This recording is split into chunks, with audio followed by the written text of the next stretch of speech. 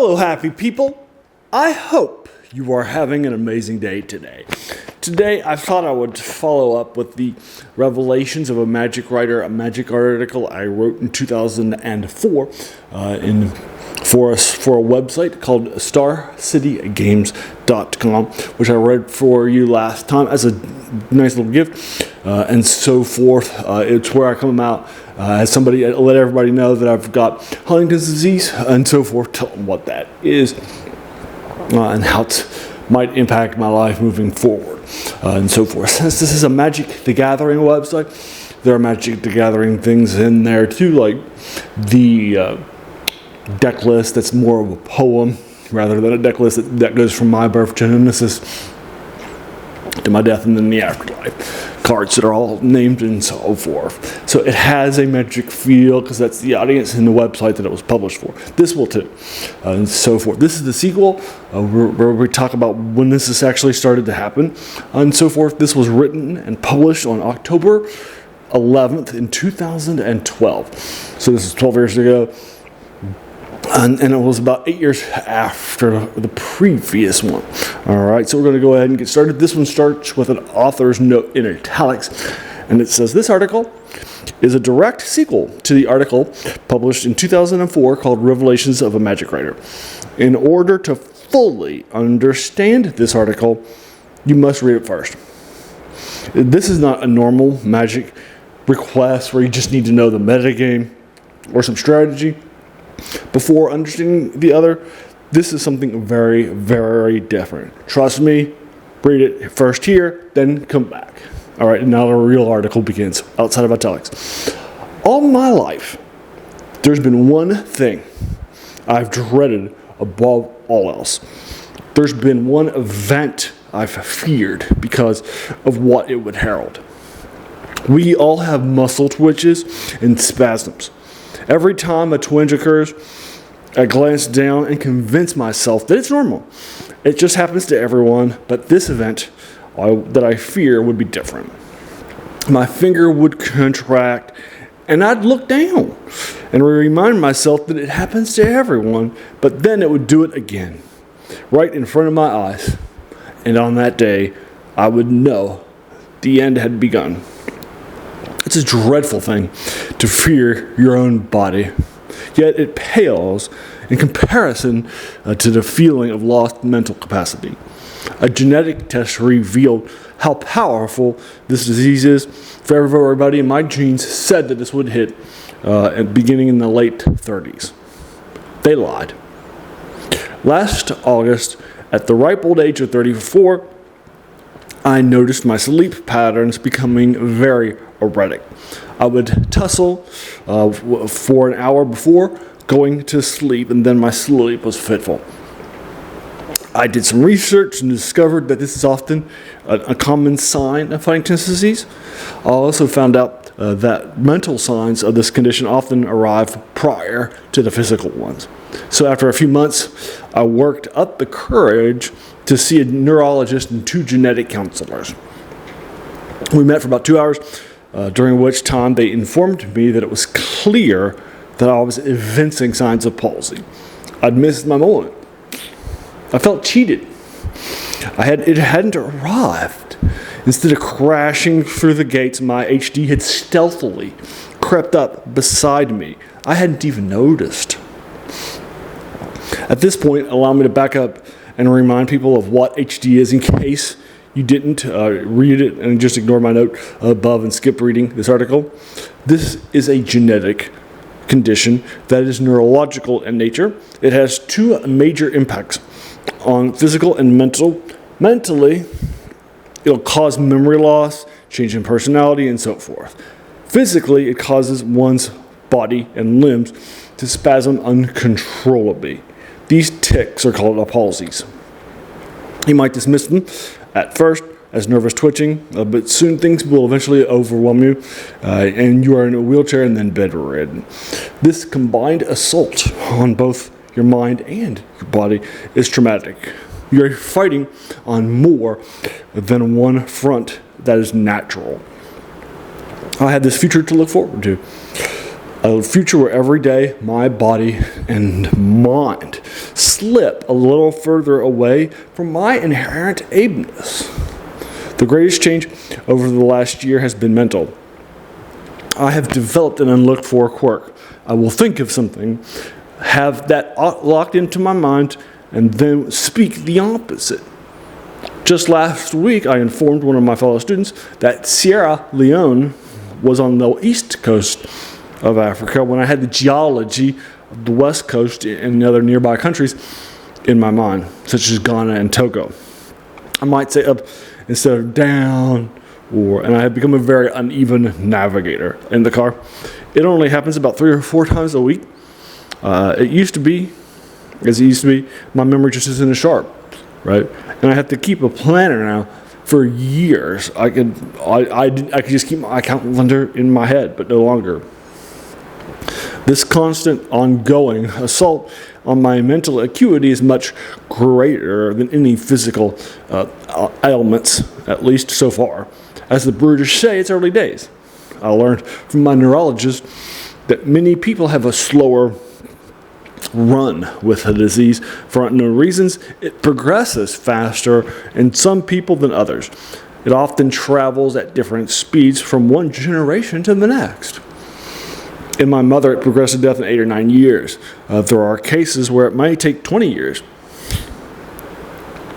I'm not sure I want to linger between life and death for years. It's an awful way to live.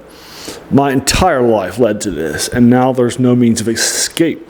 No magic pill will erase the gene I carry in my breast. No panacea is on the way, or just a few years from the market. My doctor even said that the medication for palsies are pretty good for a while, but the ones for the mental impact are much worse. They do very little. A life of progressing pain, movements, anguish, memory loss, and pills. It's going to be a long tunnel. I don't want to turn my article into one about Christianity, but I'm often asked how I can make it and why I'm a Christian. Those answers are the same. I have the strength of the one who saved me, and there's a light at the end of my tunnel. It may be a little darker than I imagined, and it may have happened much sooner than it was scheduled. But my destination remains the same no matter what. While I have entered the first step of my last dance before everything ends, the song is just in the first stanza. I have many years before I won't be able to play magic, read a book, write articles, play video games, or basically be myself. I'm a magic player. It transcends. My new term for these games that transcend their genre and speak to us all are alpha games. Games like chess, Dungeons and Dragons, and poker. They create a community and illuminate a need we all have for each other.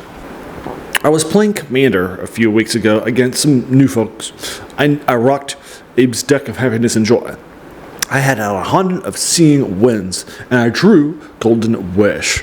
I told my fellow commanders players that I just drawn an illegal card, and if they wanted, I could just exile it and draw another. So they asked what it was, and I showed them the Golden Wish.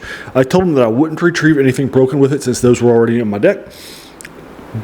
I included all the broken enchantments or artifacts I could wish for. They agreed, and I cast it. I pulled out a commander deck that with all the Hondens I have in my box, and I found Honden of Life's Web, and I played it. And then they just chuckled. No one was bothered. No one was upset that I had just broken a rule of Commander by casting a wish. To be fair, my deck is larger than 100 cards too, since it's around 2,500. When this happened, I remembered an incident that occurred twice in 2 of my articles on commanders. Almost as an aside, I suggested that if you were so inclined, you could probably get your play group to let you play with more than 100 cards. Sure, while playing cards that are off color from your general may break the feel of the format, I don't think very many are going to argue that the flavor of Commander is tied up into having exactly 100 cards instead of 125. Each time I wrote this, a few antagonistic comments emerged. That's not the rule. How dare I advocate setting aside the rules? I understand that some people care about rules more than others. Everyone is coming from a unique place and has their own story of grief and pain. Yet consider the difference. One group chuckled when I wished for a Honda. Then we have a handful of people that just didn't say that they were uncomfortable with the rules being broken, but actually attacked me for it, just suggesting it. Every hobby needs people of all sorts and all personality types. But we also have to understand that diversity as well. Not every playgroup is okay with breaking rules, and I get that. But every playgroup wants to just play to the rules either. Both are out there. Some casual players read tournament articles, and some don't. Some casual players are very competitive and become upset when you call them tournament players, when you call tournament players competitive rather than tournament players. Some players think natural magic is all about played in a group, and others think it's a duel. We are all different, and that's a good thing. Don't become so tied in to what you want in your group or doing what you love that you want to force it on others. Just do what you love. Magic is about more than the rules and the records. It's about us. I haven't gotten enough magic in my first few weeks here in Pennsylvania. It'll follow. I've been busy with the beginning of school. I've played it a bit here and there, not like I want to, but it'll come. It must. It's time for me to move out. Video games are a joy, and I keep playing them. Books are awesome to read, and I still will. Sports are neat to watch, and I'll keep that TV on. But at the end of the day, I have to break out of my 190 square foot apartment and do stuff. Life is about more than survival. We are lucky that magic is to be a part of it. Life is precious. It slips us by without notice. We look up, and all of a sudden, our disease has been there for months.